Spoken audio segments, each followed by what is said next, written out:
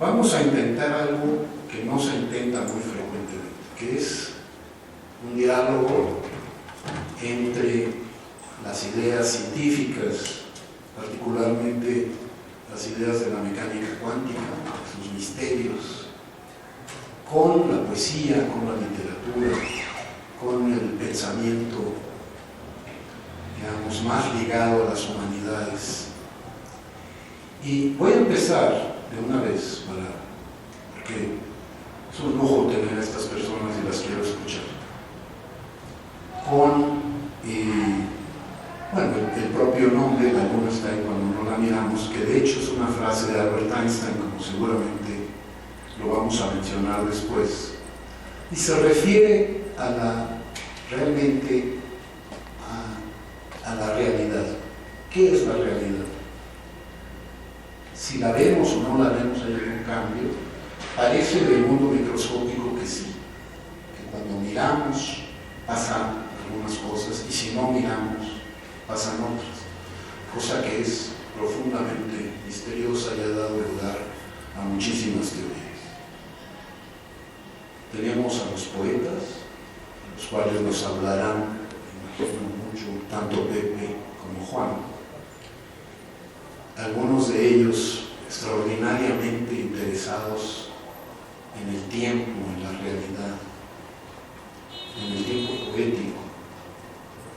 Tenemos a un queridísimo miembro del Colegio Nacional, que ya ha partido, que también, si logran leer lo que dice allí, se interesó mucho por el tiempo, y resulta que el tiempo, particularmente el tiempo, es uno de los temas más interesantes que tienen que ver con la realidad y cómo la humanidad ha ido entendiendo este tiempo. Aquí me quedo yo. Voy a pasarle la palabra a mi querido amigo Pepe Oro. Muchas gracias, querido Alejandro, querido Juan. Es un gusto estar con ustedes, con todos los asistentes, para hablar de algo que me parece muy importante porque retoma un diálogo que ha pasado, que ha ocurrido en las paredes de este colegio, en donde estas discusiones sobre la realidad, sobre el mundo de la ciencia y sobre el mundo de la literatura, tal vez quedan ejemplificadas en este encuentro, estas siluetas que todavía con los ojos de la imaginación podemos ver, en donde se encuentran Octavio Paz y Marcos Moschinsky, un físico y un poeta que dialogan, que están interesados en tratar de entender nuestro universo.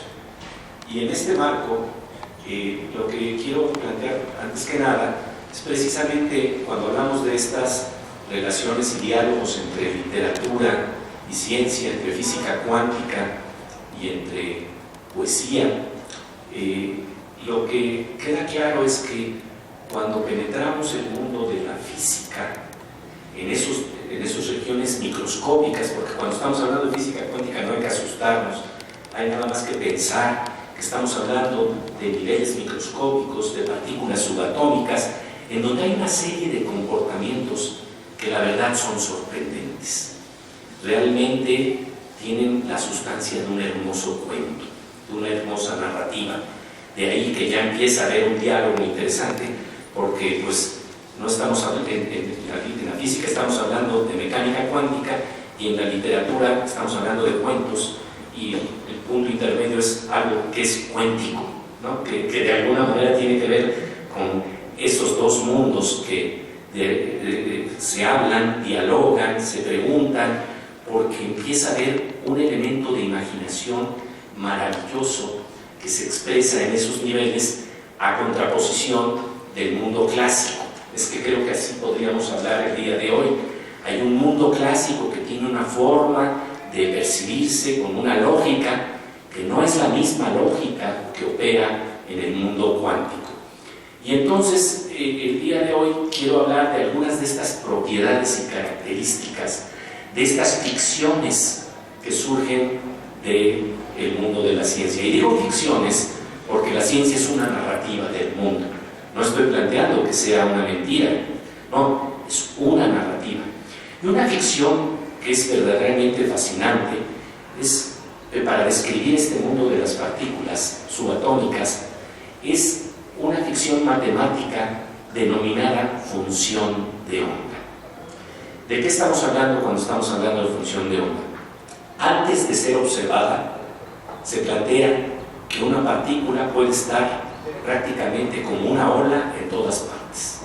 Una ola baña la playa simultáneamente en todas partes. Y entonces se plantea esta metáfora que me parece interesantísima, pero en términos matemáticos, de una ficción matemática que describe todas las posibilidades en las que puede estar una partícula antes de ser observada. Y bueno, lo que ocurre es que cuando se observa, se rompe o se colapsa la función de onda, que quiere decir que de todas las posibilidades de observación que teníamos, nada más nos queda una. Y esto creo que queda muy hermosamente ilustrado en un relato de Jorge Luis Borges que se llama El jardín de senderos que se bifurcan, en donde vamos a ver que hay una tentación de estar en todas partes al mismo tiempo, pero es una tentación que desafortunadamente en la vida real, donde estamos nosotros, no se cumple, porque si no, algunos estaríamos aquí en este momento viendo esta conferencia y nosotros mismos estaríamos en nuestra casa haciendo otras de las posibles rutas que pudimos haber tomado en nuestra vida, y entonces uno se queda preguntando de qué se trata este problema de la elección en nuestra vida y de las posibilidades que se abren o se cierran. Y esto lo quisimos ilustrar con un hermoso ejercicio que hice junto con mi querido amigo Luis Cabrera, en donde tenemos una animación sobre el jardín de senderos que se bifurcan, que creo que va a ser muy ilustrativa. Hoy vamos a navegar en las profundidades del Mare Nostrum, de nuestro increíble universo. ¿Podríamos existir en mundos paralelos? ¿Qué es lo que nos dicen la ciencia y la poesía? En el poema El camino no elegido, Robert Frost nos dibuja el problema que tiene un viajero. Al caminar por un bosque amarillo, ha llegado a una bifurcación. Por un lado, se abre una ruta. Por el otro, un sendero distinto. Siente tristeza al no poder escoger ambos. No tiene más que un solo cuerpo. Eso es lo que nos pasa con las disyuntivas en nuestras vidas. Hay que elegir entre esto o lo otro. Nunca hay esto y lo otro. Algo parecido nos dice Jorge Luis Borges en el cuento El jardín de senderos que se bifurcan. Borges plantea que cada vez que un personaje se enfrenta a una alternativa, elige una y elimina la otra. Sin embargo, el protagonista de su relato hace algo fantástico. Opta simultáneamente por todas. Crea así varias copias de sí mismo con diversos destinos. Lo interesante es que en el extraño mundo de la física cuántica, así funcionan las partículas subatómicas. En el experimento conocido como la doble rendija, tenemos una fuente que puede, por ejemplo, disparar un solo electrón a la vez. Tenemos una pantalla con dos rendijas y una pared en donde podemos detectar el impacto del electrón. Nuestro sentido común nos dice que la única forma en que puede llegar el electrón a la pared es pasando por una rendija o por la otra. Pero eso no es lo que vemos. Lo que vemos es que en el lugar en el que el electrón impactó, se crea un patrón de ondas. La partícula se volvió onda. Es a la vez onda y partícula. El escritor Arthur Koestler planteaba que esto es como decir que las peras son peras, excepto cuando son manzanas.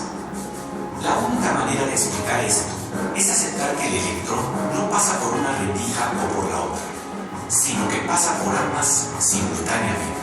El electrón está aquí y allá al mismo tiempo. Esto es muy extraño. Va contra la intuición. El físico Seth Lloyd dice que es como tirar un penalti y ver que el balón se va al mismo tiempo por los dos lados de la portería. Estamos hablando de un gol cuántico, como los que necesita nuestra selección. El futbolista no decide tirar por un lado o por el otro. Elige los dos al mismo tiempo. Tomó los dos senderos. Y bueno, Creo que aquí se puede abrir la intervención para que dos necaxistas hablemos de la necesidad de los goles cuánticos de nuestra selección.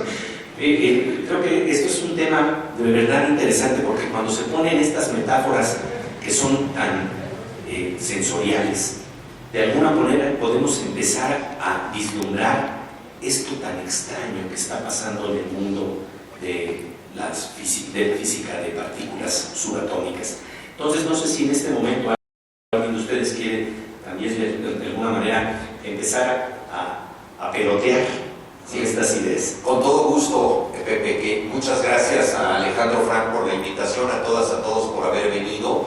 El Colegio Nacional tiene como vocación juntar a personas de distintas disciplinas. Entonces yo celebro que Alejandro haya tenido el atrevimiento de invitarme a mí, una persona que reprobó matemáticas varias veces en la preparatoria, ¿verdad? Y en la secundaria, pero que se ha interesado en temas del conocimiento. Y creo que una de las cosas interesantes del Colegio Nacional es que representa un aprendizaje continuo para nosotros, y para poder establecer vínculos entre disciplinas que no siempre se tocan. Una de las grandes tragedias del conocimiento es la progresiva especialización, que hace que la gente sepa cada vez más de cada vez menos. Es decir, el hiperexperto en un campo pequeño del conocimiento, y por eso Alejandro Frank, reaccionando contra esto, ha creado un instituto, un centro para estudiar la complejidad.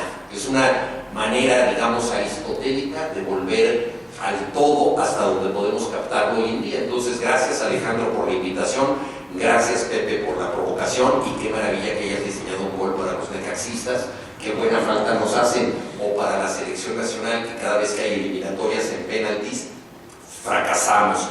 Planteas varias disyuntivas que me parecen esenciales a la literatura y, por supuesto, a la versión más reciente que tenemos de la ciencia. Por un lado, el tema de la multiplicidad. Todos nosotros en nuestra vida tenemos que pasar por disyuntivas, como tú decías, y tenemos que elegir. Juan Carlos Onetti, en su novela La vida breve, dice: a fin de cuentas todos llevamos varias vidas breves, pero estas vidas son sucesivas.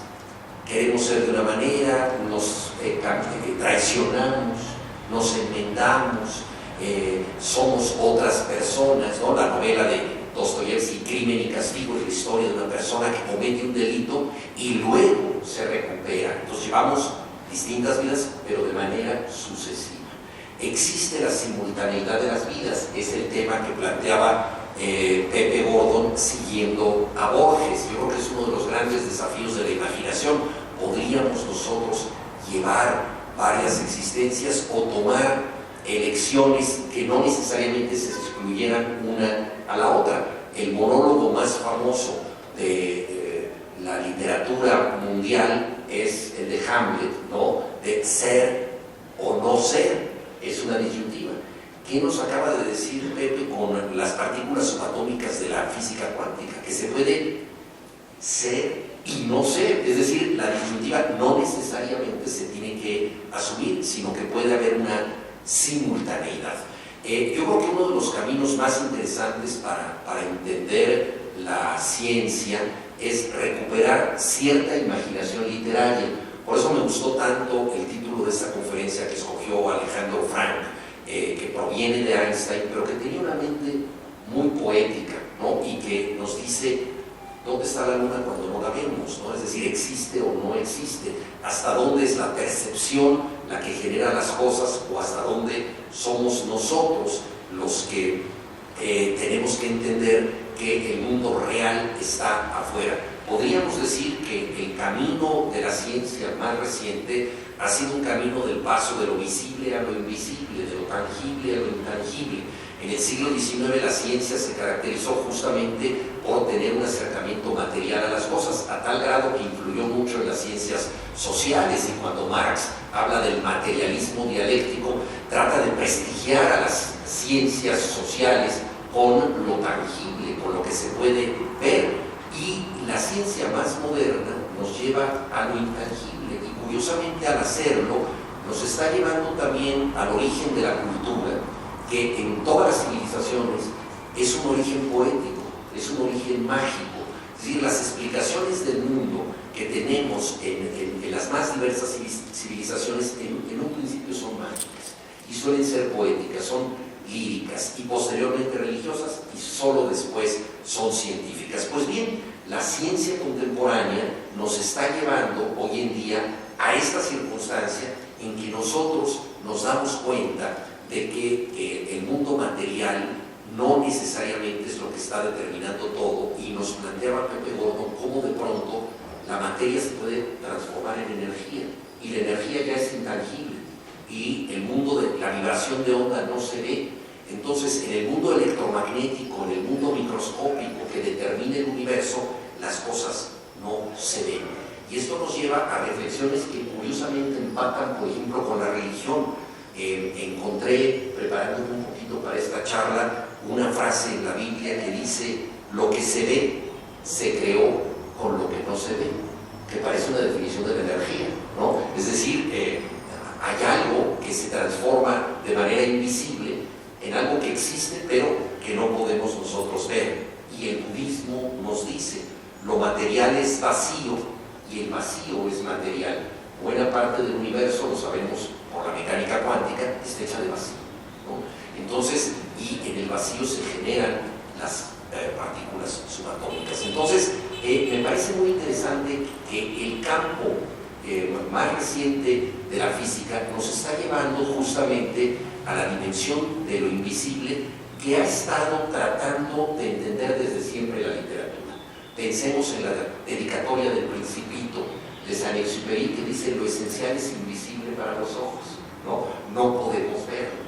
Y entonces estamos nosotros ante un horizonte de conocimiento muy interesante. Ahora, yo quisiera devolverle la pelota, esta doble pelota que nos ha planteado Pepe Gordon, a Alejandro Frank, con un tema que nos inquieta a los que simplemente somos aficionados a estos asuntos, que es el tema de cómo la física, por un lado, a través de la teoría de la relatividad, liderada en un principio por Albert Einstein, que ha tenido notables seguidores, nos habla de un universo que se entiende de una manera a nivel macro, ¿no? A este nivel del nacimiento de las galaxias y todo esto, y por otra parte, la ciencia, a partir de la mecánica cuántica, en la parte microscópica, parece regirse por leyes diferentes, ¿no? Y el gran desafío de tus colegas ha sido luchar por encontrar un campo unificado.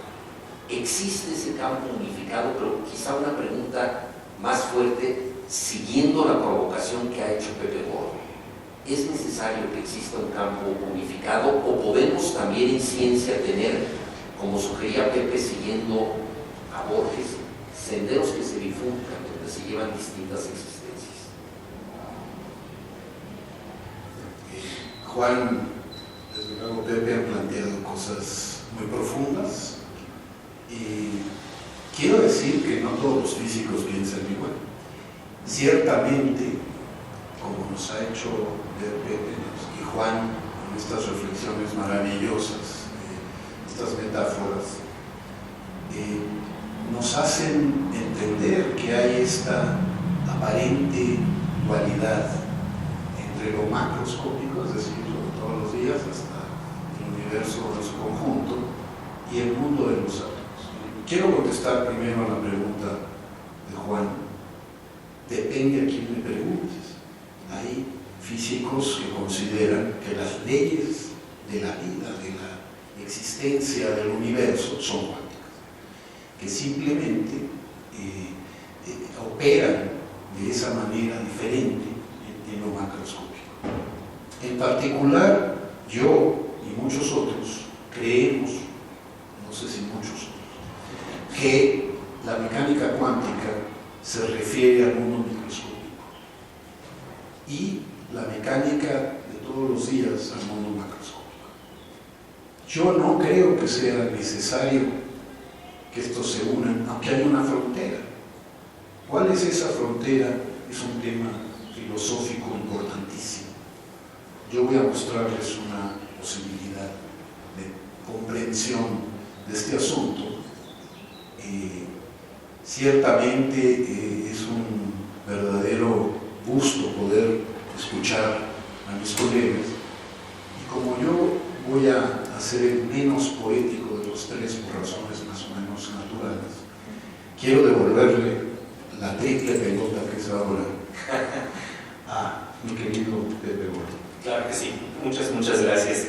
Bueno, lo que me parece fascinante de todo esto es que las computadoras cuánticas están mostrando, entre otros elementos, que estos principios de elegir entre 0 o 1, entre 1 y lo otro, ya se están de alguna manera desarrollando en términos de tecnología. La computación tradicional nos habla de bits, que es la forma en que se construyen todas las programaciones en las computadoras con base a encendidos de 0 o 1, pero lo que nos plantea la computación cuántica es la posibilidad de un qubit. Qubit es bit cuántico, y lo que implica es que no tan solo tenemos 0 o 1, sino también tenemos 0 y 1, es decir, que en ese nivel de la realidad, Hamlet era de alguna manera, por decirlo así, rebasado para decirnos no es ser o no ser, es ser y no ser, ¿no? Lo que de alguna manera estabas planteando. Y esto en realidad, un físico de frontera como Richard Feynman fue el que planteó que todos estos principios que suenan muy abstractos y que uno dice, bueno, están ahí funcionando en el nivel más fino de la naturaleza, se pueden llevar a cabo en términos de tecnología ya. Y aquí estamos viendo las propuestas de las primeras computadoras cuánticas, en donde hay una carrera realmente en términos de ciencia, porque sabemos que si esto se logra de alguna manera realizar en plenitud, estamos hablando de una revolución informática de niveles insospechados, porque es aprovechar estas propiedades tan extrañas que aparecen en ese nivel de la vida. Nada más que hay un problema con el mundo cuántico. El mundo cuántico, las partículas juegan a decir, mírame que no me ves. O sea, realmente en el momento en que las observamos, se perturban.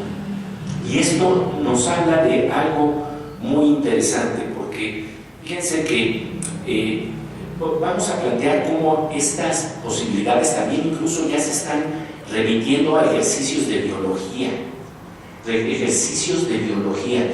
De hecho, hay un científico que se llama Seth Lloyd, del Instituto Tecnológico de Massachusetts, experto en computación cuántica, quien trabajó de manera muy cercana con Ana Aspuro Guzik, un científico mexicano de primer nivel, que en ese entonces trabajaba, en el momento en que conversamos con Seth Lloyd, trabajaba en Harvard, ahora ya es en la Universidad de Toronto, y mi querido amigo Froilán López David y yo fuimos precisamente a MIT, al Instituto Tecnológico de Massachusetts, para conversar con este experto en computación cuántica, y lo que nos habló es algo muy interesante, porque está planteando que ese modelo de computación de senderos distintos simultáneos es algo que explica mejor el fenómeno de la fotosíntesis. Entonces vamos a ver qué es lo que nos dice Seth Lloyd.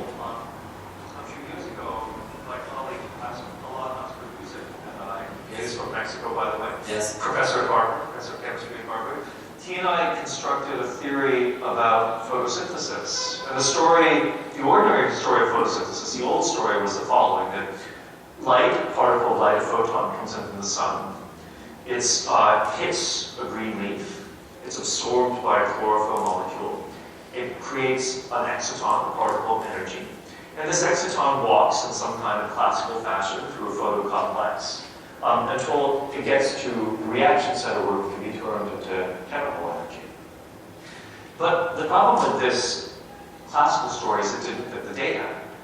And the experiments that were done by Greg Clemens at Berkeley indicated that something very quantum mechanical was going on. So we redid this story. We told a new story, a quantum mechanical story, in which the photon comes in, it creates an exciton, particle of energy, but instead of just going through one path, through this photocomplex, the exciton takes all possible paths simultaneously. Like in Borges' story. Just like in Borges' story. So what's going on in photosynthesis is in fact the garden of forking paths as experienced by energy that's being used by a biological system. Bueno, creo que aquí hay otra provocación muy interesante. Déjenme decirles que Seth Lloyd, cuando se graduó, se encontró con Borges. Y fue muy interesante porque de repente María Kodama se presentó y le dijo a toda una serie de personas que estaban ahí, de estudiantes. Borges estaba sentado con su bastón solitario y ella se acerca con los estudiantes y les dice, ¿no se dan cuenta que está Borges aquí? Y entonces Seth Lloyd, que había leído a Borges, muy emocionado se acerca con él y le quiere preguntar las relaciones que hay entre física cuántica y literatura. Y Borges le dice que sí es interesante, pero que él no va por ahí, que no es precisamente la relación que él está buscando. Pero le cuenta algo muy interesante que luego me confesó Seth Lloyd. Me dijo que eso no lo podía decir ante las cámaras de televisión, pero resulta que María Kodama le dio algunos escritos que mostraban cómo Borges se reunía con Bioy Casares a leer Scientific American, porque sí les interesaba la ciencia y el diálogo que se establecía entre ciencia y literatura, pero que por lo general, cuando estaban sentados en el café Borges y Bioy Casares, leían el Scientific American y se atacaban de risa con todas las ideas locas que aparecían en Scientific American. Y bueno, antes de empezar esta charla hablábamos del interés que hemos tenido muchos de nosotros en asomarnos a estos relatos de la ciencia, y mi pregunta precisamente tiene que ver con esta exploración de abrir más caminos y más posibilidades, no necesariamente la del jardín de senderos que se bifurcan, pero ¿por qué es importante la narrativa de la ciencia y cómo estimula leer este tipo de revistas a un científico como tú, querido Alejandro, o a un novelista como tú, querido Juan? Sí, fíjate, lo que comentabas, Pepe, me recordó que Julio Cortázar leía la sección científica de Le Monde, él vivía en París, y una vez a la semana se publicaban textos científicos y él la leía para escribir cuentos fantásticos. Le parecía que la ciencia era un gran estímulo para decir otras cosas. Una característica de la literatura es que nos cuenta lo que sucede, pero también lo que podría suceder. A diferencia de las ciencias básicas, la literatura puede tener conjeturas que no tienen por qué ser demostradas. Lo importante es que sean verosímiles. Podemos creer en estas cosas, pero no tenemos por qué pensar que existen o que existirán. Y esto me parece que es una característica central de la literatura, y la ciencia ha alimentado tradicionalmente a la literatura de esta manera. Pero también la ciencia depende mucho de la subjetividad, que ese es un tema que a mí me interesa mucho. Es decir, nosotros solemos pensar que los grandes descubrimientos científicos, las grandes fórmulas, fueron hechas por una interpretación exclusivamente racional del universo. Y hay mucho de intuición, e incluso, me atrevo a decir, hay mucho de superstición. La ciencia sirve para explicar lo que se conoce, y la superstición para tratar de explicar lo que no se conoce. O la religión también. Hay una anécdota famosa de Niels Bohr, uno de los padres de la mecánica cuántica. Él tenía una herradura en su casa, la tenía colocada en la pared, la famosa broma de Bohr, y ustedes saben que la herradura da buena suerte. Entonces un amigo llega y dice, no me digas que tú crees en esto. Dice, no, claro que no creo en eso. Me dice, pero vieras qué bien funciona. Entonces, digo, hay físicos que van a hacer su examen de doctorado en física y se ponen sus pantalones de la suerte, ¿no? O tienen números favoritos, o tienen predilecciones totalmente subjetivas. Y una de las características esenciales de la ciencia moderna es justamente la de entender el papel del observador y del científico, ¿no? La famosa idea de Heisenberg de que cualquiera que hace un experimento lo modifica por el solo hecho de estar en el experimento. Y científicos como Einstein pusieron mucho énfasis en algo que me parece muy literario, que es la percepción subjetiva. O sea, cómo, por ejemplo, la dimensión del tiempo cambia según la circunstancia que estás viviendo. Entonces dice Einstein, tú estás con una chica muy agradable y el tiempo se te va como agua. En cambio, te estás quemando en una estufa y un segundo es una eternidad, ¿no? todo es relativo, es una teoría, digamos, una demostración subjetiva de la relatividad, ¿no? Entonces, esta manera de entender la realidad tomando en cuenta que el observador de la realidad modifica la realidad es muy importante, ¿no? Ya poniéndose más científico, Einstein decía, si un observador se desplaza a enorme velocidad, el tiempo se ralentiza. Entonces él avanza velozmente, pero su percepción del tiempo disminuye, ¿no? Entonces esta manera subjetiva de entender la realidad es de la que está hecha la literatura. La literatura depende justamente de entender a partir de quién te está contando la historia, cuál es el famoso punto de vista de la historia. Y yo quisiera ahora devolver la pelota complicando un poquito el tema, ¿no? Los físicos hablan de enredamientos. Entonces, enredando un poco las cosas, uno de los temas que nos trae la física cuántica tiene que ver con el principio de indeterminación y tiene que ver con la incertidumbre, ¿no? En esta misma aula, el físico Luis Orozco nos dijo, a fin de cuentas, la incertidumbre no es otra cosa que la realidad. O sea, la realidad está hecha de incertidumbre, lo cual me parece también profundamente literario. No hay un determinismo, todo puede ser de otra manera. ¿Cómo debemos entender, Alejandro, el principio de incertidumbre? Ya me estoy arrepintiendo de haber invitado a estos colegas. Han mencionado tantas cosas interesantes e importantes. Quiero empezar por decirle a Juan que Bohr no dijo exactamente eso, porque hubiera sonado, hubiera dicho que bien funciona, hubiera pensado, pensar que él creía en eso. Lo que dijo es, hasta donde me dicen, no importa si crees o no, para que funcione. Entonces, es una ligera diferencia. Sí, bueno, como todas las explicaciones, fíjate que yo la he leído de dos maneras. La he leído en una novela de Martin Amis, entonces quizá él lo agrega un poquito, pero luego también en una biografía de Niels Bohr, y probablemente esto se ha ido ya convirtiendo como en una leyenda urbana. Claro. Y es, de hecho, no tiene mayor importancia. Es realmente, a mí se me acusa de ser demasiado cientificista. Pero digamos, como interrumpiéndote un segundito, digamos, la realidad es lo que decimos que es la realidad, ¿no? Sucesivamente a través del tiempo. Entonces, esta anécdota ahorita con las variantes, ¿no? ¿Cómo la estamos transformando? ¿Cómo la transformé yo? Así es. Bueno, decía, hablando de literatura y de ciencia, pues hablaba C.P. Snow, famoso británico, que había una gran brecha entre la ciencia y la no ciencia, y que para él, muy pesimista, era muy difícil de traspasar.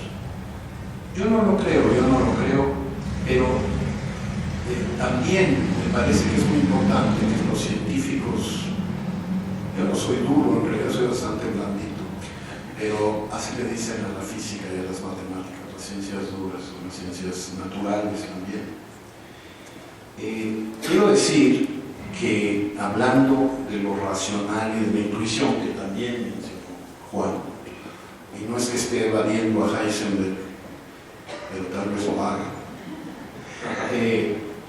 De hecho, yo leí en mi juventud, algo remoto, que un libro de Carl Sagan fue su primer libro famoso. Pepe va a decir cuál es ese libro de la nueva. Los demonios, que se llama los dragones del Edén. Los dragones del Edén, gracias a la buena fortuna. Sí, tengo aquí a dos libros. Los dragones del Edén está escrito por un astrofísico, que es Carl Sagan, uno de mis héroes en la vida, pero se refiere a elucubraciones acerca de la inteligencia humana. Y él narra que la manera como hemos evolucionado no es quitando partes, sino agregando. En particular, nuestro cerebro es un cerebro que antes fue de un animal más primitivo y antes más primitivo y antes más primitivo, hasta llegar a una especie de ganglio, y que nosotros, dentro de nuestro cuerpo, tenemos nuestra historia, nuestra evolución. No solo la historia nuestra y de nuestros padres y nuestros abuelos, sino de aquellos animales que nos precedieron. Y lo menciono porque él explica así lo que Freud llamaba el inconsciente, o lo que Juan llama la intuición. Está ahí nuestra historia. Esos cerebros están vivos, y después lo vemos muy claramente cuando aparece el reptil en el periférico. Entonces quería comentar ese punto importante sobre la intuición. El enredamiento, Orozco, Heisenberg, la incertidumbre. Bueno, todo eso es parte. Cuando estuvo aquí el doctor Orozco, yo estaba en el público, y él dijo una cosa que me impresionó mucho. Hizo una magnífica presentación. Él es un óptico cuántico, un magnífico físico. Pero, como llamo yo a las distintas interpretaciones de la mecánica cuántica, la más común es una que se llama cállate y calcula. Lo que quiere decir que no necesitamos interpretarla, funciona. No hay ninguna duda, Juan, ninguna duda de que es una teoría extraordinariamente precisa que nos ha permitido entender y manejar. Y, por ejemplo, a mí me gusta mucho hablar que podemos entender, han oído una ambulancia, ¿verdad? Cuando se acerca, hace un tipo de ruido más agudo, cuando se aleja, se pone más grave. Lo mismo pasa con la luz. Y me gusta explicar que los mecánicos cuánticos, el entendimiento de la mecánica cuántica no es una cuestión simplemente técnica. Entendimos que todos los elementos tienen una especie de código de barras, una especie de huella digital. El hidrógeno tiene solo emite luz en ciertas frecuencias, en ciertos colores, vamos a decir, algunas que no podemos ver, otras que sí podemos ver. Cuando volteamos a ver las estrellas, vemos esas líneas y decimos, hay hidrógeno ahí. Pero no solo lo vemos, sino que vemos que están corridas, como la ambulancia. Es decir, esa estrella se está alejando de nosotros. Pensando un poco más, nos hemos dado cuenta que el universo está moviéndose, está creciendo de una manera impresionantemente rápida. Y eso parte de estas consideraciones tan sencillas, no sencillas, pero sí tan locales, como haber estudiado el gas de hidrógeno y entender que tiene una huella digital como la tienen muchos otros de los elementos. Cada uno de los elementos tiene su huella digital. No quiero abusar y además yo soy el menos, insisto, el que probablemente tenga la visión menos poética, aunque no es seguro, no es seguro, porque el propio Einstein decía, Einstein no era un creyente, aunque la gente cree que sí, porque mencionaba la famosa frase, Dios no juega a los dados, lo que quería decir que no creía que la mecánica cuántica fuera la última palabra.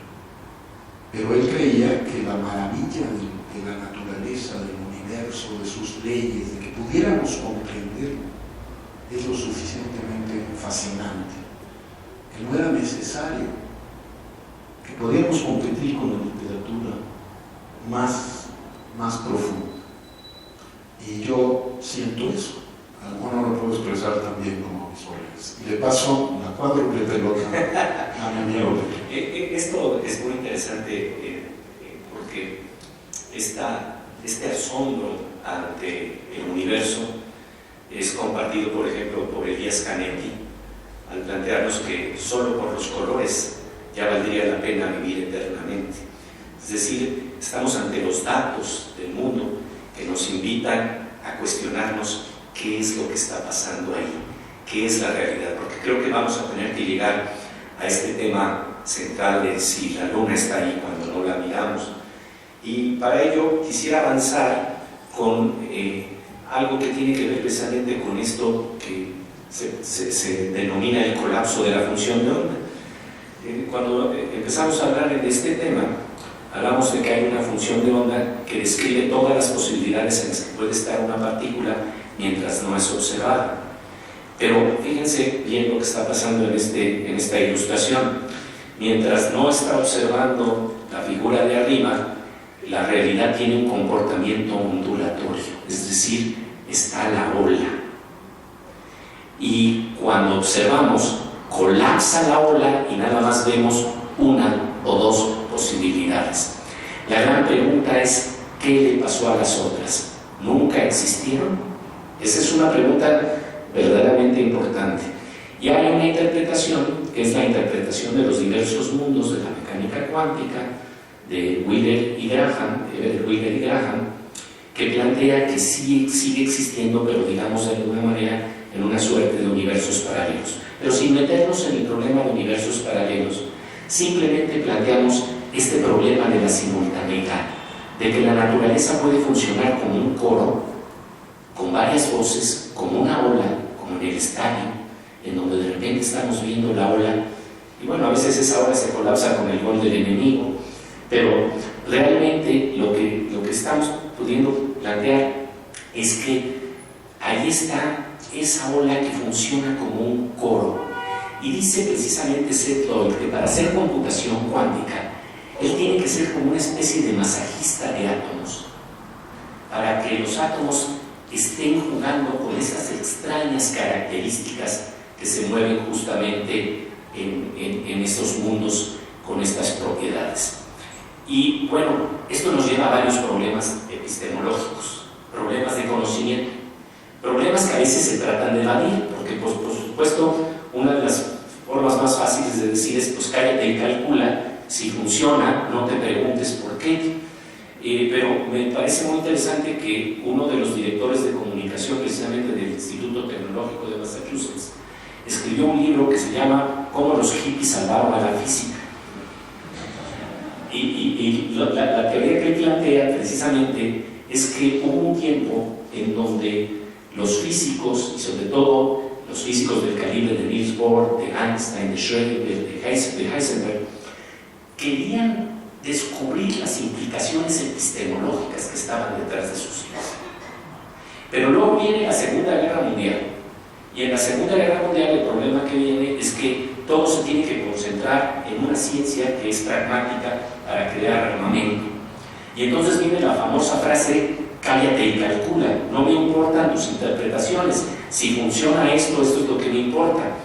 Y él plantea que precisamente en los años 60, estos subsidios que daban los gobiernos para que hubiera estudio de física se cortan, y es entonces en 67 y 68 en donde las universidades como Berkeley surge toda una nueva camada de científicos y de físicos que vuelven a tratar de hablar de la tradición de Niels Bohr, de Einstein, de la que provenían, y vienen de nuevo estas preguntas epistemológicas profundas. Y una de ellas que sigue ahí presente es el efecto del observador. Como vemos en la gráfica, no observo y la partícula está de alguna manera funcionando como onda. Observo y de repente colapsa y solamente tenemos un punto. Y luego el problema de la lógica que abraza las dualidades, porque la física está llena hoy en día de dualidades. Yo he platicado con algunos de mis mejores amigos físicos que trabajan en el CERN, en el colisionador de hadrones en Ginebra, Suiza, y están sorprendidos de las cantidades de dualidades que se presentan.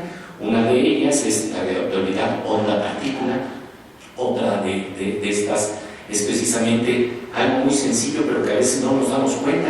Electricidad y magnetismo eran dos cosas distintas, y luego nos damos cuenta que son las dos caras de la misma moneda y se llama electromagnetismo. Entonces, hay varios ejemplos en ciencia de una lógica que abraza dualidades a las cuales no estamos acostumbrados.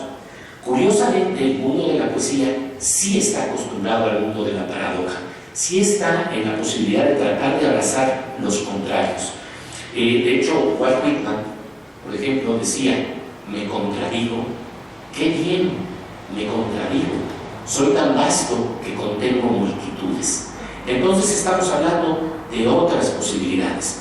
Ahora bien, los problemas epistemológicos es la posibilidad de que existan universos paralelos, muy cuestionada. Hay físicos como David Deutsch, que dice que lo ve viable, aunque otros lo contradicen diciendo, pero no hemos visto nunca hordas de turistas de otros mundos paralelos visitándolos. Entonces, ahí hay algo como un principio de realidad, decimos, ¿qué está pasando? Pero luego esto que tiene que ver con no localidad, y no estoy hablando de la no localidad, de efectos como el entrelazamiento cuántico, del cual podremos hablar más adelante, sino simple y sencillamente esta no localidad de que el balón de fútbol esté en dos partes al mismo tiempo. Eso ya está ocurriendo, digamos, dentro de la naturaleza. Claro, las interpretaciones de ello pueden ser variables, pero ante estos problemas epistemológicos encuentro algo muy interesante que tiene que ver con algunos físicos que se han inclinado a plantear, por ejemplo, en el problema epistemológico del efecto del observador en el observado, físicos como Bernard Español, que es fue un físico francés y filósofo, que me acuerdo muy bien el día que leí esto en Scientific American, por cierto. La doctrina de que el mundo está compuesto por objetos cuya existencia es independiente de la conciencia humana resulta estar en conflicto con la mecánica cuántica y con los hechos establecidos por la experimentación. Esa es una postura.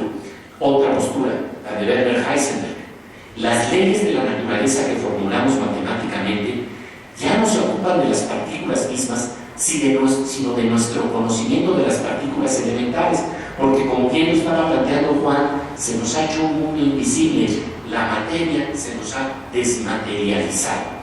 Y es muy interesante cómo lo ven los poetas. Octavio Paz decía que solo por pereza verbal le seguimos llamando materia a la materia. Y él está planteando que de alguna manera, esta es la visión del poeta, así como encontramos matemáticas, como dice Heisenberg, en el fondo mismo de la naturaleza, algo que le impresionaba mucho a Einstein, que esas matemáticas nos pudieran revelar un mundo que podría ser una caja cerrada de otra manera. En vez de pensamientos matemáticos, un poeta va a hablar de trazos de lenguaje detrás de la materia. Y entonces es por eso que Paz tiene poemas memorables, en donde, por ejemplo, en uno que se llama Hermandad, dice: soy hombre de poco y es inmensa la noche, pero miro hacia arriba, las estrellas escriben, sin entender comprendo, también soy escritura, en este mismo instante alguien me deletrea. ¿Qué es lo que se deletrea? ¿Se deletrea en términos matemáticos o se deletrea en términos de alguna traza de pensamiento o de inteligencia? Y esto nos lleva, creo que, al meollo de lo que estamos tratando el día de hoy aquí. La luna está ahí cuando no la estamos mirando. Y bueno, voy a dejar esta provocación porque esto tiene que ver con las posturas del realismo y el idealismo. El realismo va a plantear que la verdad está más allá de las categorías de lo humano. Y el idealismo va a plantear que la verdad está ligada a la percepción. Y curiosamente hubo un encuentro, un 14 de julio, muy cerca de estos días, de 1930, en donde el poeta Rabindranath Tagore visitó a Einstein y se confrontaron estos dos principios.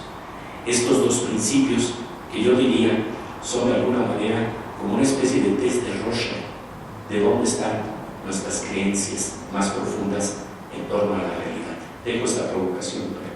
Pero cuéntanos del encuentro, ¿no? El encuentro es interesantísimo porque resulta que lo registra un yerno de Einstein. Esta persona se casa con una hijastra de Einstein y en el New York Times reporta precisamente es testigo de este encuentro. Y los dos, fíjense qué interesante, a mí esta fotografía me parece fascinante porque en los ojos de Einstein veo una serenidad melancólica y en Rabindranath Tagore algo que tiene que ver con un fuego muy intenso en la mirada. Y esto tiene que ver con la intuición con la que también tratamos de entender el mundo, tratamos de entender a las personas.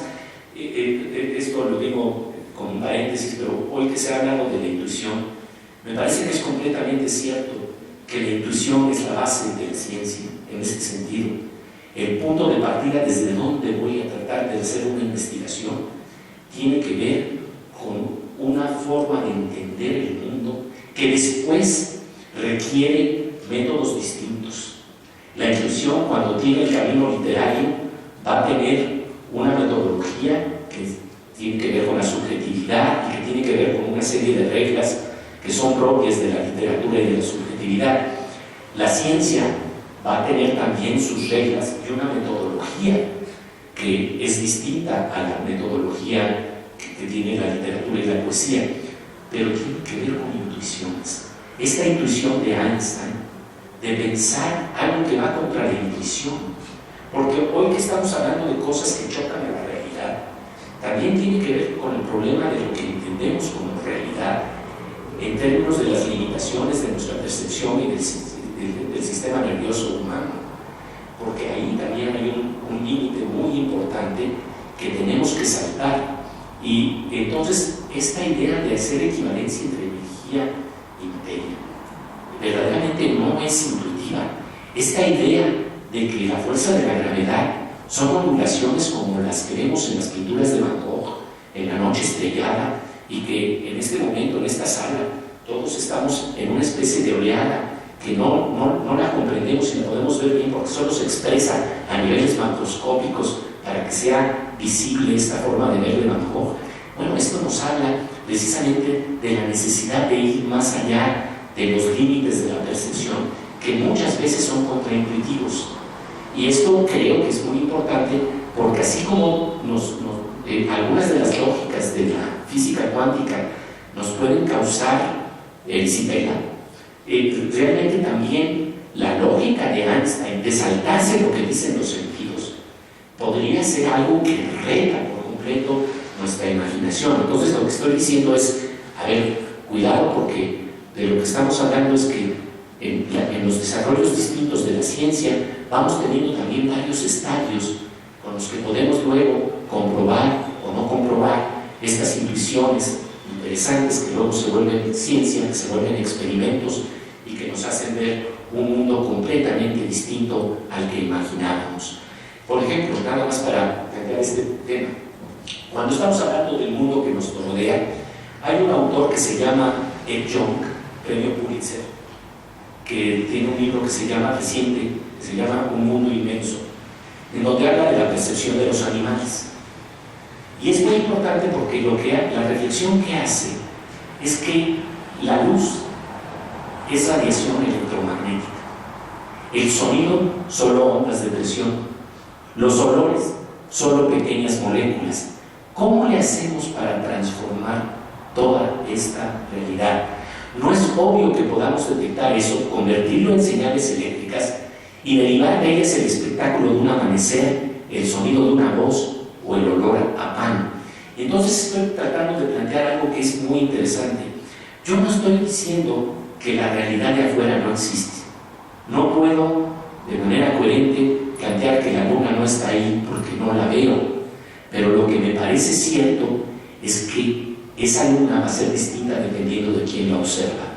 Si por ejemplo una rana está frente a esos mismos estímulos que son vibraciones, como lo estamos planteando, pues hay una investigación muy interesante de Humberto Maturana, un investigador chileno que trabajó también en el Instituto Tecnológico de Massachusetts junto con DeVille y McCulloch, y se preguntó cómo era la visión de las ranas.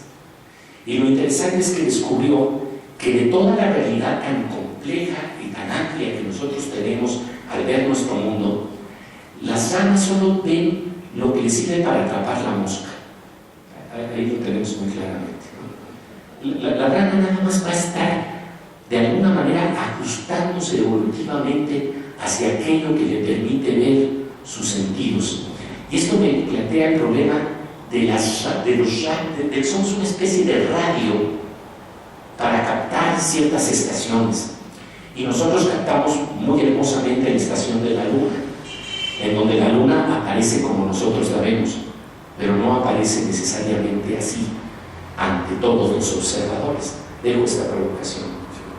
No, pues qué interesante todo lo que decías, Pepe, y hablabas del encuentro entre Einstein y Rabindranath Tagore, y bueno, los encuentros de Einstein y tantas de sus frases son célebres. Voy a contar uno, quizá modificándolo literariamente. Me pido disculpas por las licencias anecdóticas, pero me parece que tiene que ver con la forma en que avanza el conocimiento, ¿no? En 1920 Einstein llega por primera vez a Copenhague, se encuentra con Niels Bohr, llega a la estación de trenes, lo recoge Niels Bohr, suben a un tranvía y empiezan a hablar de inmediato sobre física, ¿no? Entonces Niels Bohr empieza a hablar de lo micro, ¿no? La cuántica, y Einstein de lo macro, el universo, la teoría de la relatividad, etc.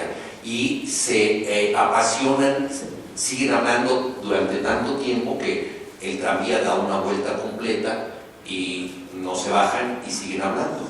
Y siguen hablando, da otra vuelta el tranvía y de pronto el conductor, que además conocía a Bohr, porque era una figura bastante conocida en Copenhague, de pronto se voltea y dice: doctor, ¿ustedes van a alguna parte? Que ellos no se bajaban nunca.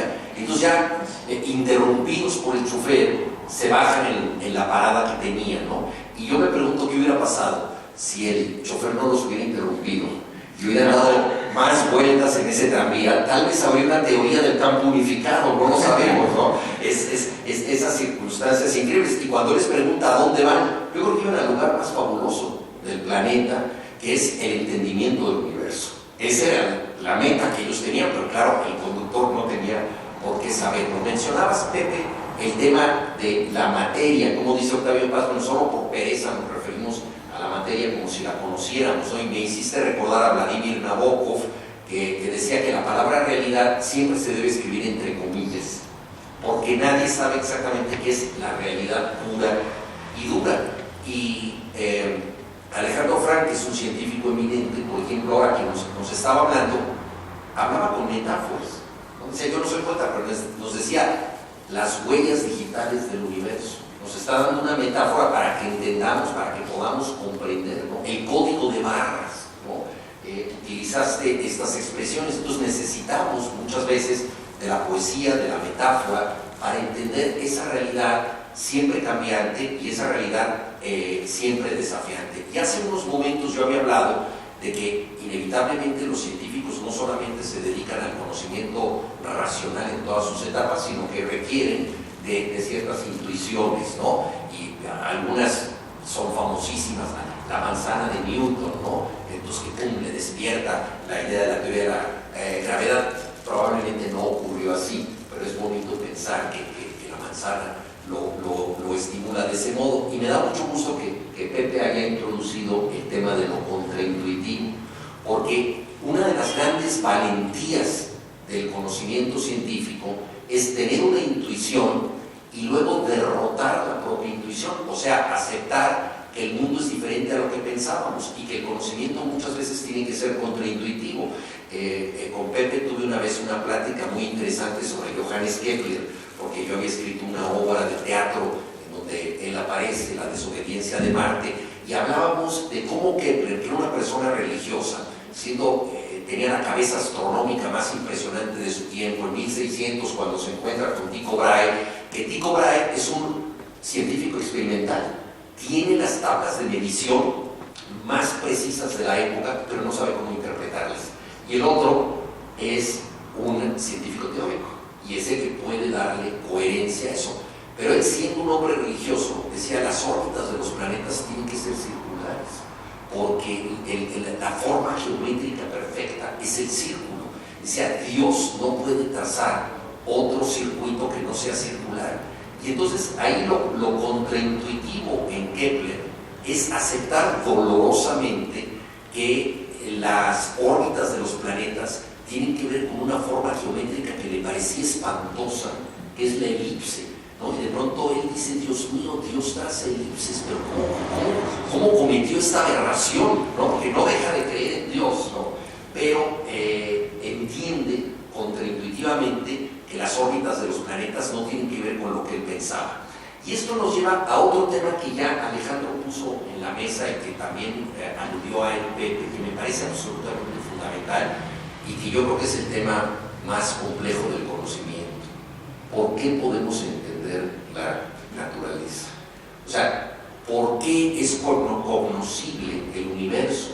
Si es cognoscible, es que tiene leyes, y si tiene leyes, es que tiene una determinación, y si tiene una determinación, es que tiene un propósito, O sea, ¿por qué entendemos? O sea, ¿por qué la realidad no es simplemente una cosa loca que no podemos comprender, ¿no?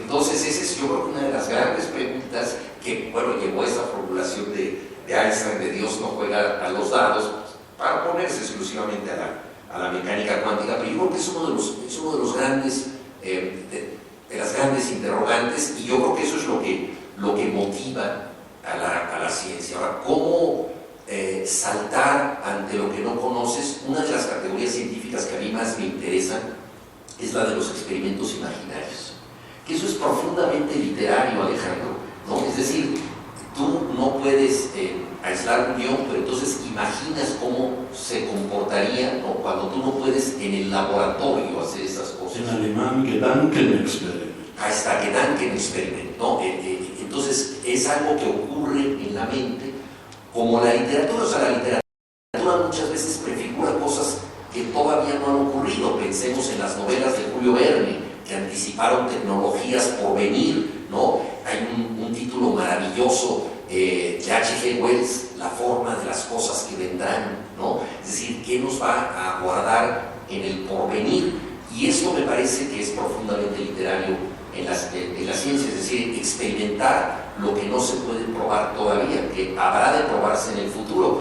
Y ahí yo creo que hay una línea narrativa que hermana a la literatura con la ciencia. Vamos a necesitar unas 3 sesiones más.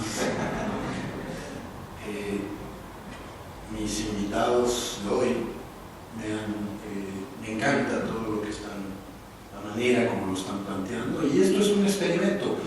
Juan lo había hecho con el doctor Orozco, y creo que esta es una segunda parte en que nos hemos metido un poco más a esta liga entre lo humano y lo no humano, lo que Pepe llama los problemas epistemológicos, que se han echado, perdón, ¿cómo ese término? Sí, pero es epistemología, las condiciones que permiten el conocimiento. Sí, yo estaba mandando una indirecta por ahí, el que la capte, la captó. Quiero decir muchas cosas, pero no sé si voy a poder llegar a todo ello. Juan me ha lanzado preguntas directas, también Pepe. La intuición, la imaginación, ciertamente. La parte humana es vital y la parte científica también. Yo fui alumno, hice mi doctorado bajo la dirección de un miembro muy destacado de este colegio, el doctor Marcos Muschinsky, gran experto en simetrías, que es un lenguaje de las matemáticas, pero van a tu pregunta, Juan, ¿por qué? ¿Por qué estas simetrías ocultas de la naturaleza? ¿Por qué las matemáticas nos permiten describir de forma tan precisa la naturaleza? Su maestro, el maestro de Muschinsky, fue Eugene Wigner, que fue el inventor, el gran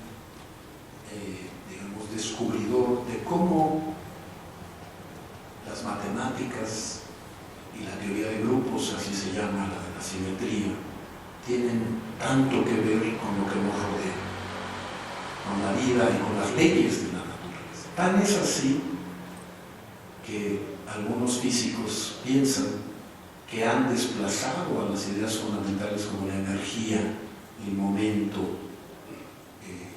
angular y la termodinámica, y que ahora lo más fundamental son esas simetrías.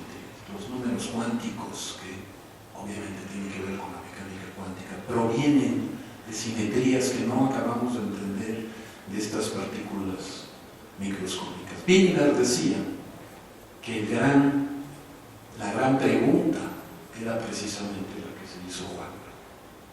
¿Por qué la enorme,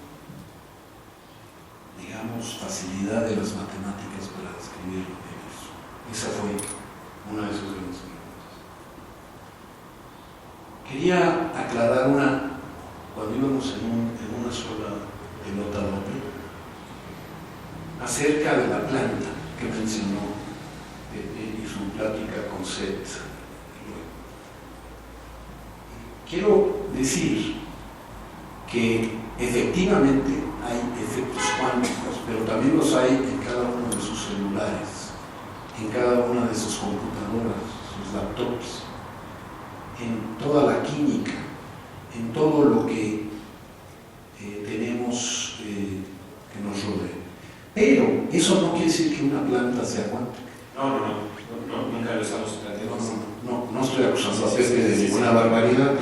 Simplemente estoy explicando que la planta no aparece en un lugar y en otro al mismo tiempo.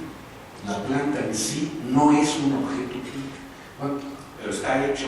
Está hecho, como todos nosotros, de átomos que cumplen con las leyes cuánticas, pero no macroscópicamente hablando. Entonces yo tendría una discusión con Seth Boyd y con nuestro colega Guzzi al respecto, porque claro que sí, igual que nuestro celular no funcionaría sin las leyes de la mecánica cuántica, la planta tampoco. La fotosíntesis está ligada a la fotosíntesis a estos senderos múltiples, que creo que es un punto específico de la cuántica. Sí, o sea, no es nada más hablar de los niveles microscópicos que están operando en nuestros me llama la atención, ¿verdad? Él dice, es mucho más efectivo ese modelo.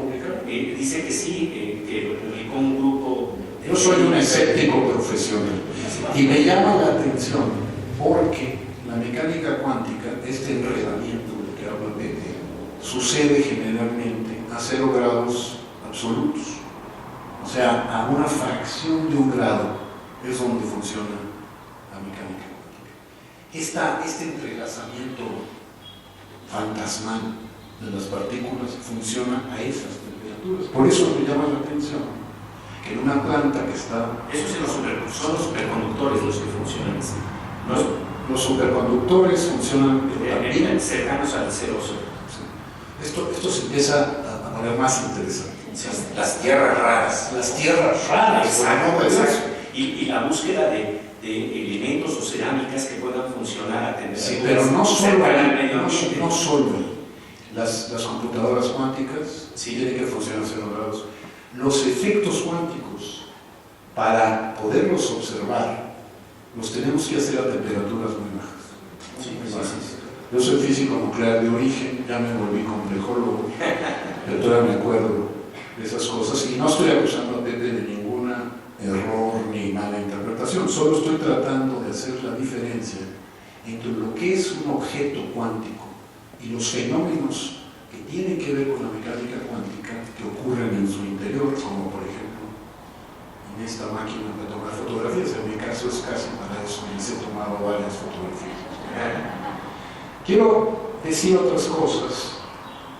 Voy a permitirme presentarles. Pepe ha dicho, no sé si atreverme a contarles una historia que no tiene nada que ver con esta reunión. Acabo de estar en Croacia, en Dubrovnik, en una reunión de físicos nucleares que yo fui por, digamos, un sentimiento de lealtad hacia mis ex colegas. Y luego estuve en Londres en la temperatura más alta que ha habido. Y me tocó en Dubrovnik dar, después de la cena del Congreso, hablaron varias personas y la primera que habló dijo, bueno, ahora le voy a pedir a otros, empecemos con los más viejos, Alejandro Frank. Yo dije, protesto, soy muy joven pero tengo una vida muy difícil. Posteriormente conté que también me daba gusto hablar, siendo el segundo, para que no me pasara como a un señor que lo invitaron a un congreso sobre sexo. No se alarme, no va a ser tan grave la cosa. Y lo sentaron hasta el final de la cola. Entonces el primero se paró y habló del amor y de las abejas y de las mariposas. Y el segundo habló de la poesía y de las amantes y los amantes. Y él fue tachando todo lo que tenía anotado. Este no ha tenido que tachar absolutamente nada. Y entonces el último, desesperado, se paró, se puso de pie y dijo, señoras y señores, es un placer. Y se sentó. Entonces, volviendo al tema, voy a intentar dar una visión tal vez menos literaria de algunas cosas, y Pepe ha mencionado la gran mayoría de las cosas, aunque no todas. Y aquí hago una breve descripción de los puntos que ya tocó en parte también Juan, de la revolución copernicana, de Galileo. Esto es lo que llamamos la visión clásica, y que está totalmente de acuerdo, casi totalmente de acuerdo, con nuestra intuición. El tiempo es un río que corre por todo el universo, y si yo estoy aquí es la 1 de la tarde en México, pues sé qué hora es en otras partes del mundo, pero también que ese mismo tiempo es el que ocurre en alguna otra galaxia, cosa que es totalmente. Entonces, lo que sí concluyeron nuestros antepasados de la época del siglo XVI, XVII, Galileo, son nuestros héroes, es que el universo es explicable. Abajo pongo una pequeña imagen que muestra una gota de líquido y cómo la luz se separa en sus colores, y eso explica el arco iris. Y eso no lo hace menos hermoso. El saber, yo al voltear a ver un arco iris, no pienso, ¿para qué entendí lo que es? Lo entiendo el amanecer, porque es rojizo el amanecer y el atardecer. Y se debe, muy rápido, al polvo que cubre la Tierra, y que cuando los rayos vienen muy cercanos, paralelos a nosotros, son dispersados de otra manera. El cielo es azul porque la atmósfera cruza solo un poco de esa, comparado con lo que pasa lateralmente. Entonces, de nuevo, entender el universo, entender por qué el cielo es azul, por qué brillan las estrellas, eso es labor de los físicos nucleares. ¿Por qué están encendidas las estrellas? El sol es una estrella. En fin, llegamos a una bellísima idea, a una filosofía de que el mundo, el universo es comprensible y explicable. Ya en el mundo clásico, como mencionaba Pepe, se plantea la idea del idealismo. Si lo que vemos está ahí o no, si es nuestra percepción o no. No sé si ustedes se habrán preguntado alguna vez si el color rojo existe o no, pero los perros no lo ven, y muchos animales tampoco lo ven, pero ven otros colores que nosotros no vemos.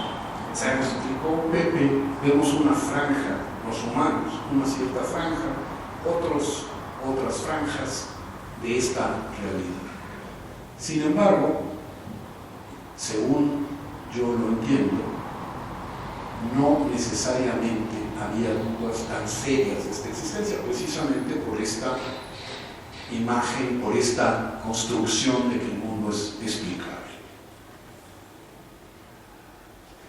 Se cae, esta es muy famosa, cuando el idealismo, cuando cae un árbol en un bosque y no hay nadie para escucharlo, habrá sonido o no.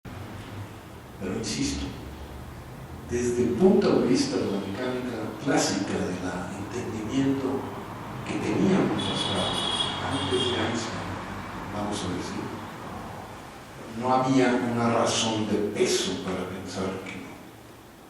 Pero esto ha cambiado. De hecho, la primera revolución, después de este mundo clásico que nos hacía sentir tan seguros, al grado, y esta historia le va a gustar mucho a mis colegas, yo creo que ya la conocen, es que el físico Laplace, francés de la época de Napoleón, escribió un libro sobre la mecánica celeste. Y cuando lo vio Napoleón, se lo entregó a Napoleón. Napoleón era un hombre muy culto, inteligente, buen estratega, como sabemos. Lo leyó y le preguntó al profesor Laplace: profesor Laplace, Monsieur Laplace, no veo que usted haya incluido a nuestro Señor en este libro. Y él contestó: esa hipótesis no es necesaria. ¿Okay? Esa era la certeza de ese mundo clásico. Entonces la primera revolución la creó ese señor, que no la creó cuando se veía así, de hecho, porque tenía 25 años. Empezó a revolucionar, y ahí yo recuerdo una charla de un físico británico que decía que mostrar esta foto a los chicos, a las chicas, los desanima. Dicen, yo no me quiero convertir en un viejo con la greña parada y cana. Y que, de hecho, Albert Einstein era un tipo de buen ver y de mejor pensar, digo yo. Entonces, él hizo la gran primera revolución mostrando que el tiempo y el espacio dependen de nuestra manera de movernos. Y tiempo después mostró que también depende de la gravedad. El tiempo no transcurre igual aquí que en la punta del Popocatépetl. No transcurre igual. Se modifica, el tiempo es elástico y el espacio es elástico. Entonces esto es difícil de comprender. Yo cuando lo vi la primera vez en la secundaria no lo creí. Yo estaba muy contento con las matemáticas y dije, ¿cómo es posible que de pronto me digan que el tiempo no existe como tal, como algo absoluto, ni el espacio? Pero esto no fue nada comparado con la segunda revolución, la que crearon entre muchos, entre ellos el mismo Einstein. Y aquí está lo que decía Pepe, el idealismo, que está muy representado en el caso de la mecánica cuántica por Niels Bohr, un gran genio que ayudó en los inicios de la construcción de la mecánica cuántica, y luego el gran Schrödinger, cuyo gato es más famoso que es un gato que está vivo y está muerto al mismo tiempo, según la mecánica cuántica. Entonces, de hecho, los realistas, entre ellos Einstein y Schrödinger, se rebelaron contra esta visión impulsada por Bohr, por Heisenberg y por muchos otros, de que la realidad pasa por, Pepe lo explicó de manera brillante, nuestra observación o no. ¿Cómo es esto? Bueno, la mecánica cuántica, no voy a decir mucho más, ya hablé de las redes digitales.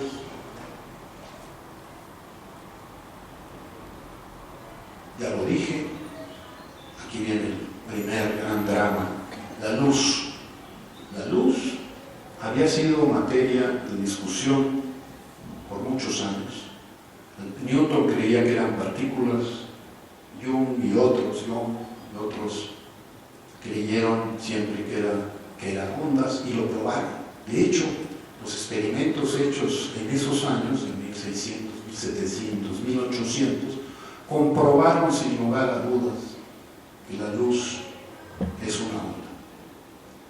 Sin embargo, así es la ciencia. La ciencia, mientras más aprende uno, más entiende uno, puede crear instrumentos para ver más profundamente o más lejanamente.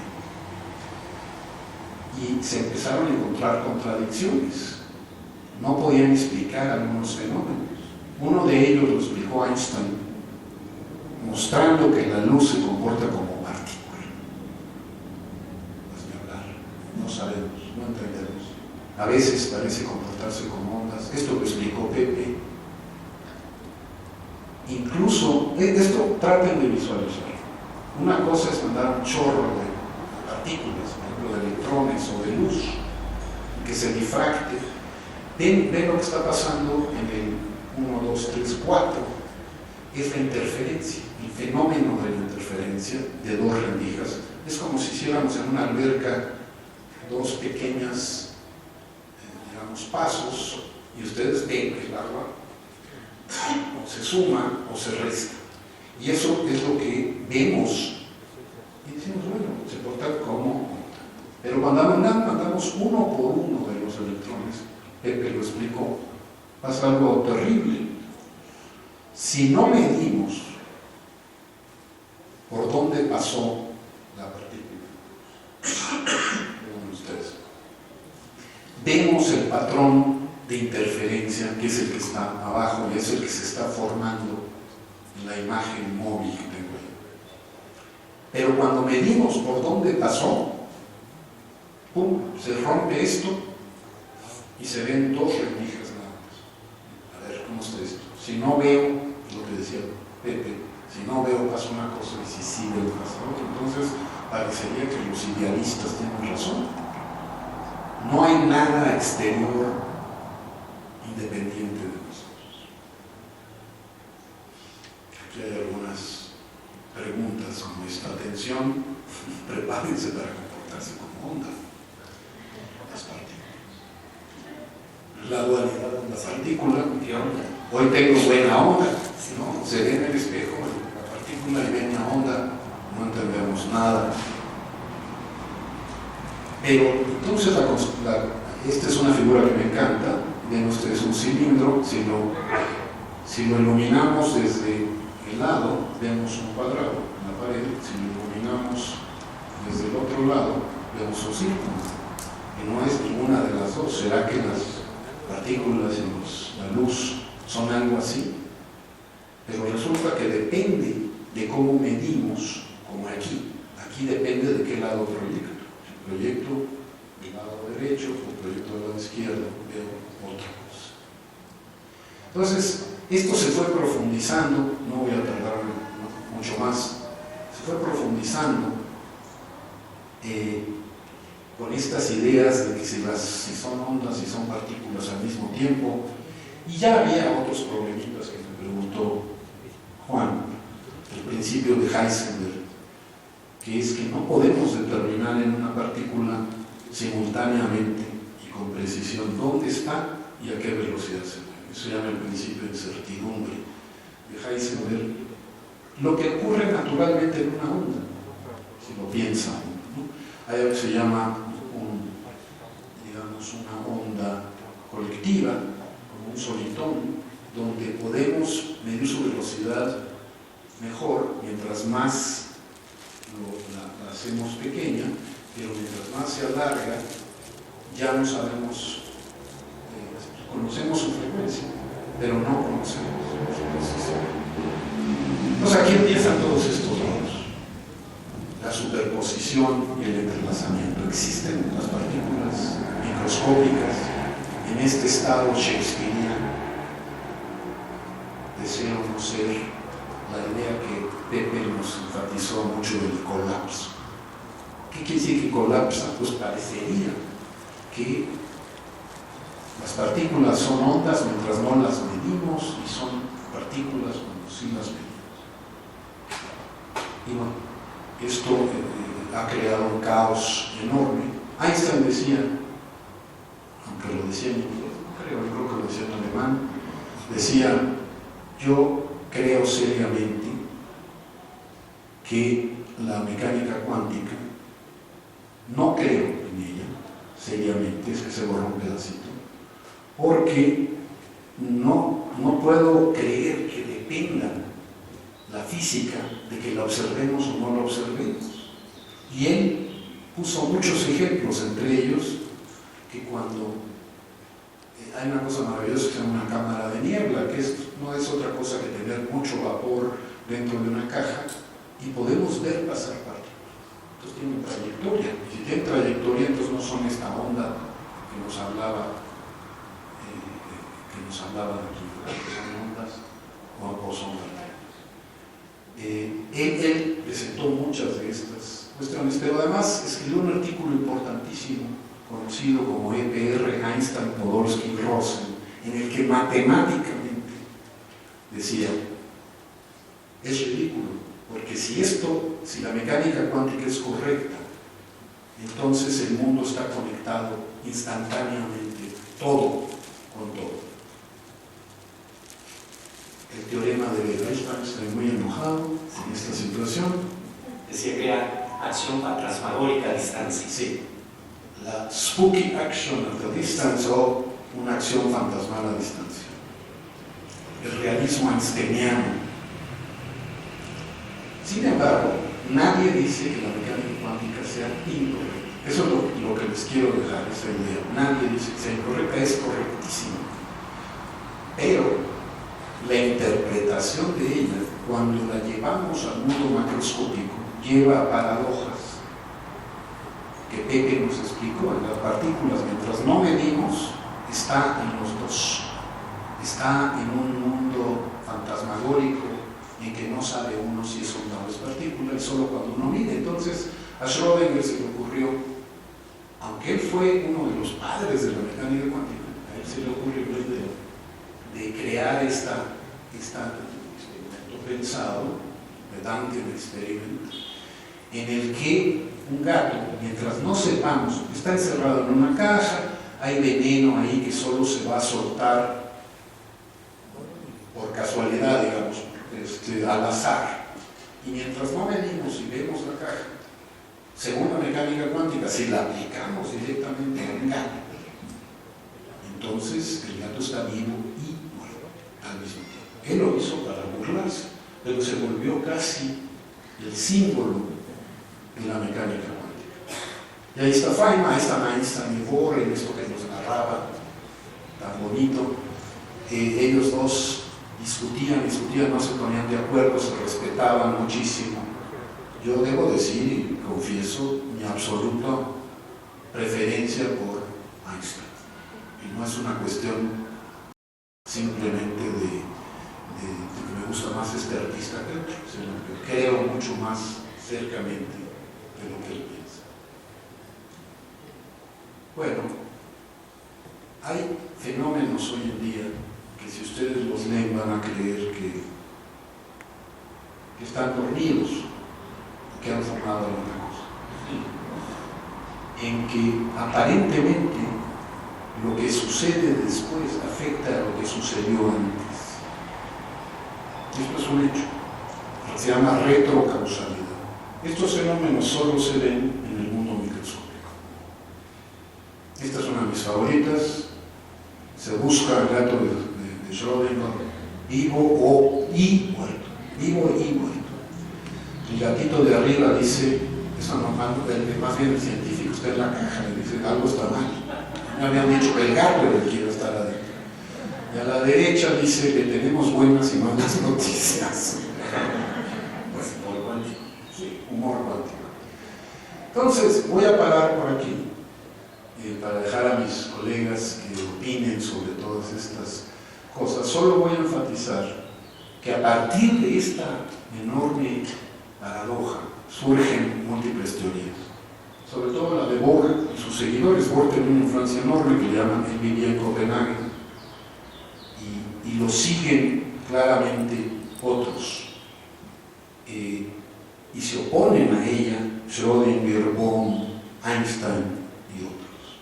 Y ya mencioné la famosa postura que yo apliqué muchos años: cállate y calcula. Yo tenía que calcular o no sobreviviría en la calle.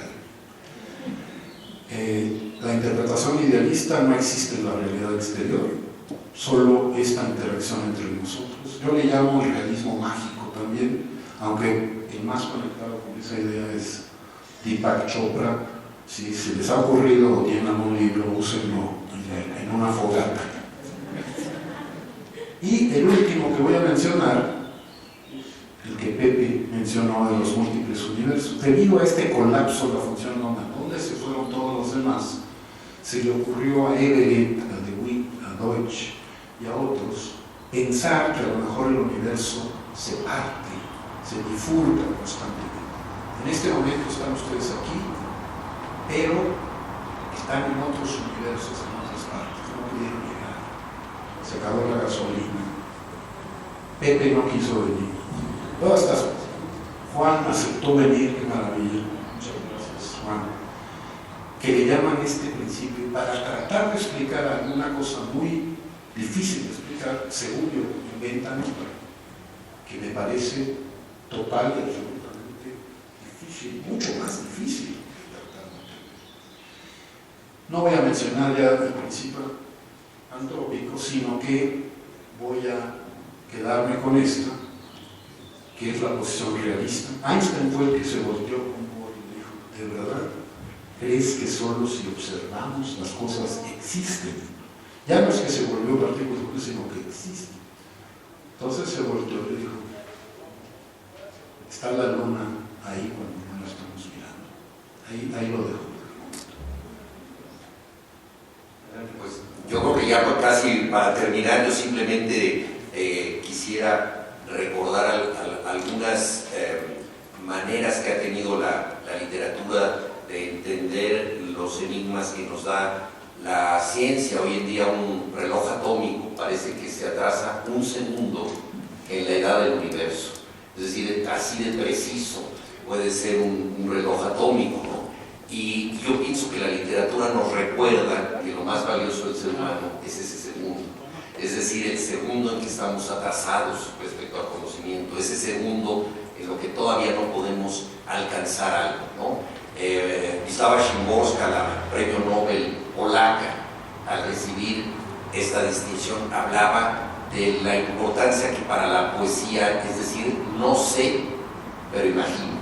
Precisamente porque no sabemos, tenemos que pensar otras cosas. Entonces también parte del motor que tenemos es ese estar detrás de los acontecimientos, esa ignorancia y la capacidad de reinterpretar el mundo a través de imaginaciones no comprobables, pero que a todos nosotros nos hacen sentir una cierta resonancia de sentido. Y la poesía tiene eso, la poesía es una manera secreta de causar sentido, no tiene que ser verificada en el mundo, simple y sencillamente nos plantea una imagen de ese mundo. Y yo concluyo con una cita que vi curiosamente en el Museo de la Ciencia de París, el Museo de la Villette, y que me pareció que formaba parte de la gran tradición francesa de mezclar la ciencia con la literatura.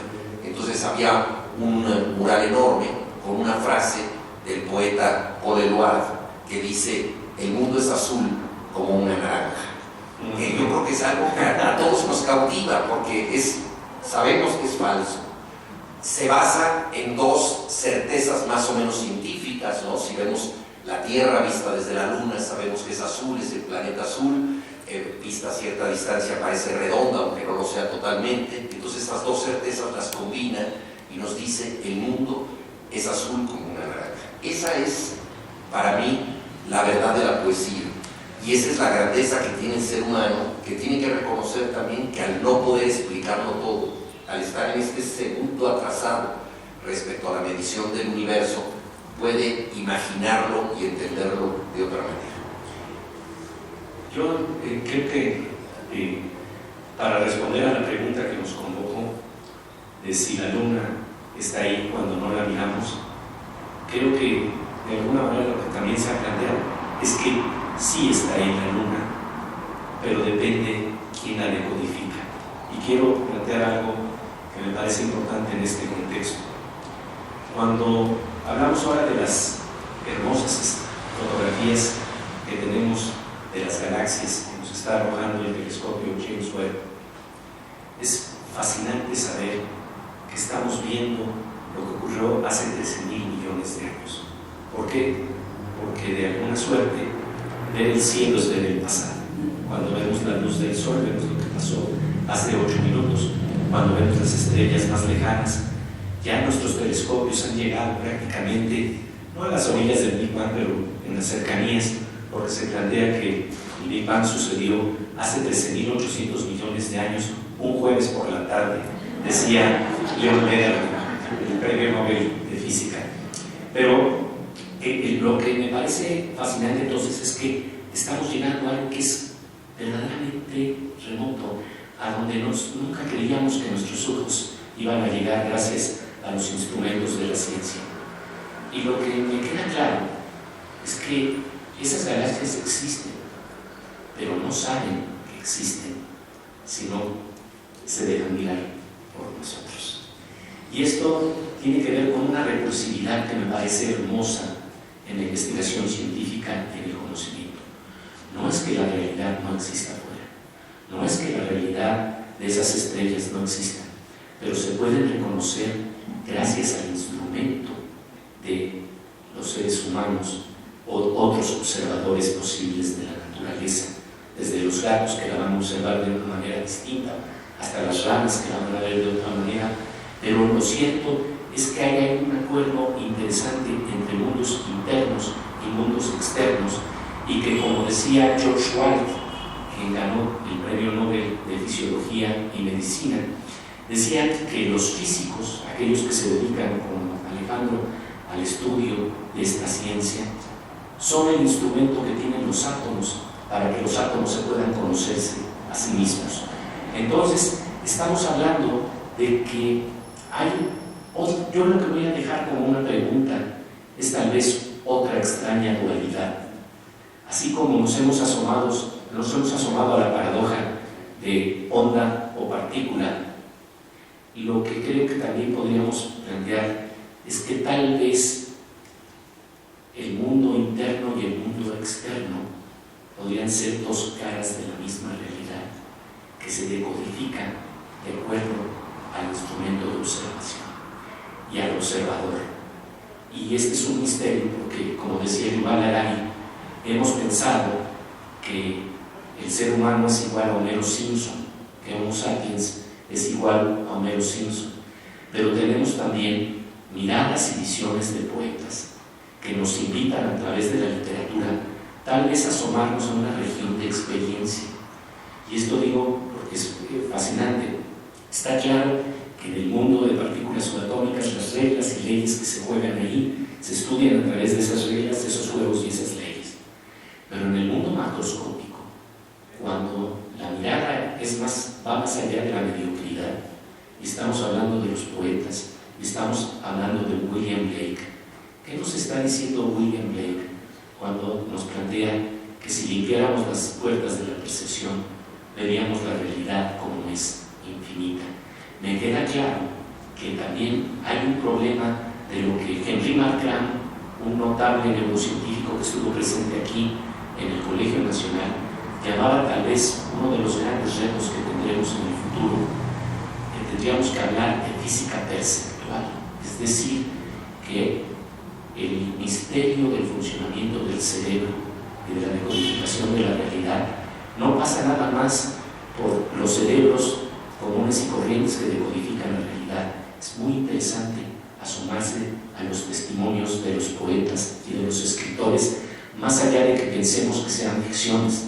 Me acuerdo que cuando el hijo de Basheli Singer, que se consideraba a sí mismo materialista, entonces se asomaba con su padre y platicó con él y no compartían mundos.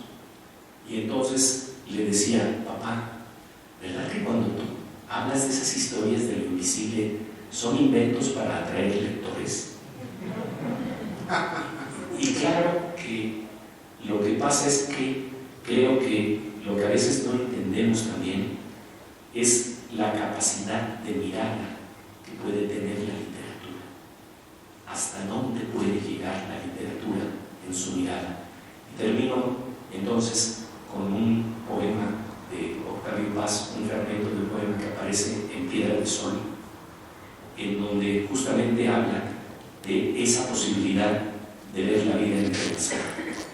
Y dice: puerta del ser, despierta al amanecer, déjame ver el rostro de este día, déjame ver el rostro de esta noche.